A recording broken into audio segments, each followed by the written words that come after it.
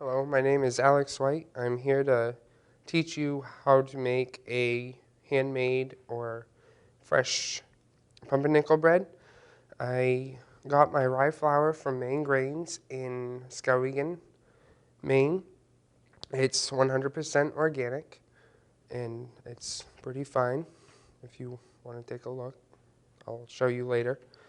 And I'm ready to make some pumpernickel bread. So here's my rye flour. Like I said, I got 2 3/4 cup, and I got the same amount in bread flour.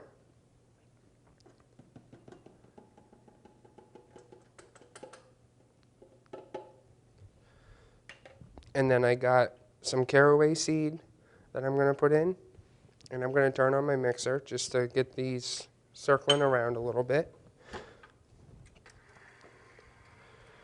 And then I got some active yeast and some salt and some lard that we use from our farm right here.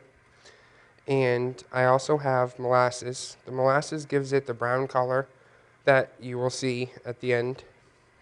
So before you dump the rest of your ingredients in, put your yeast in your warm water. This activates the yeast, which makes the bread rise. And then when you're done with that, you pour it into your mixer. Let that mix up a little bit.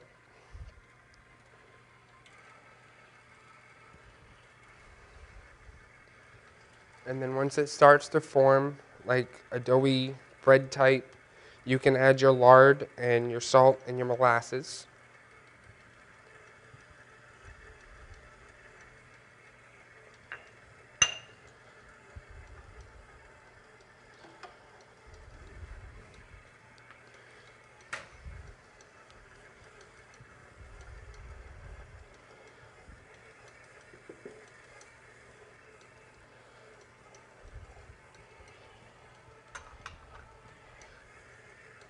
And one of the key components when making bread or using anything in the mixer, you want to make sure that you scrape your bowl and get all your edges so you get all the ingredients and deliciousness in there or flavor that you need.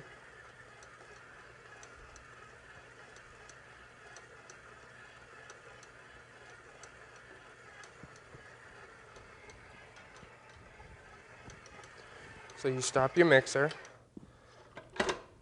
scrape your bowl.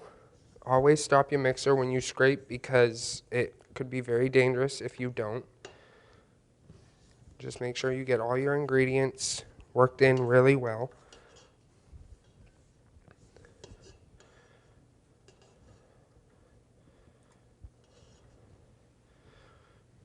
And then you start your mixer again and just knead it for about 5 minutes or until it comes together, and then knead it for 5 minutes.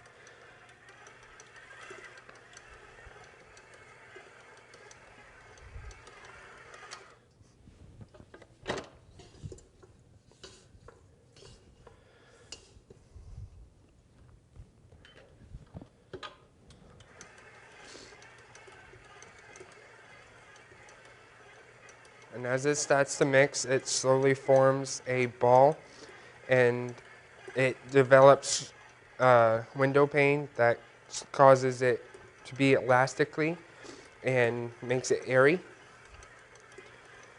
And as you can see, it's starting to form the dough.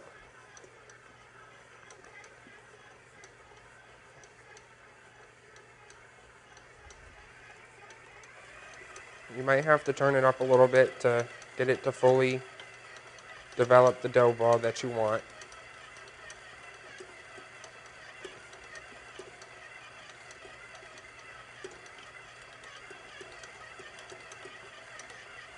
Now that it's formed and all the ingredients are mixed together, knead it for 5 minutes. So now that it is the consistency that you want, you can take it out and you put it in a greased bowl.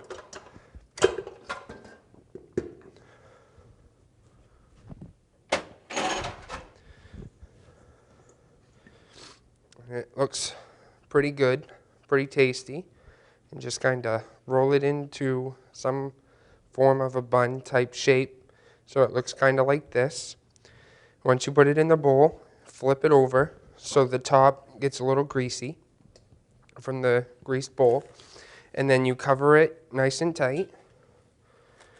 And now you proof it in a proofer or in an oven at home on a low temperature, and it will rise and double in size. This recipe calls for 45 minutes or doubled in size, which is commonly most bread. So I'm going to put it in the proofer. Some ways to proof at home is using a water level, a little bit of water and warm heat, so it creates like a mist or a steam to make it rise like it should. And once that is done and it's all proofed, this is what you get.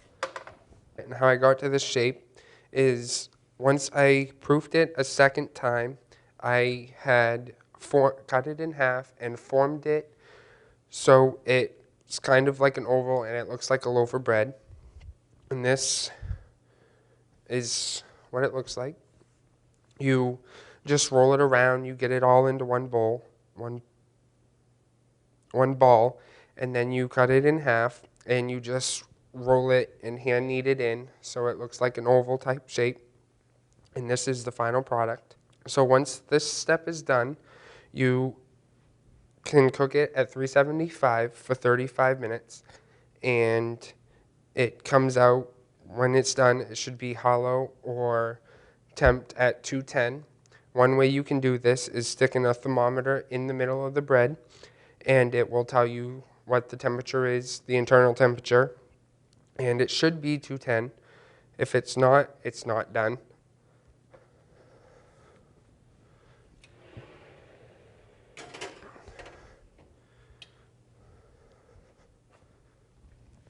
So this is what the final product looks like.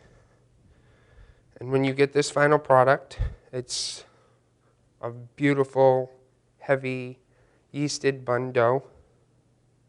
And when you cut pumpernickel bread, you tend to cut it on the bias, which is sideways.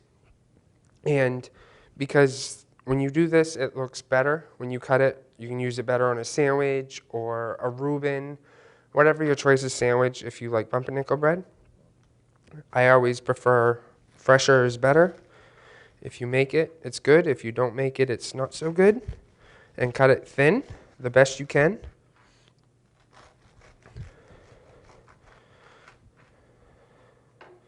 And just look at the nice yeast and how it rised and everything. I do have rye flour in here from Main Grains as well, so that gave me some really good texture.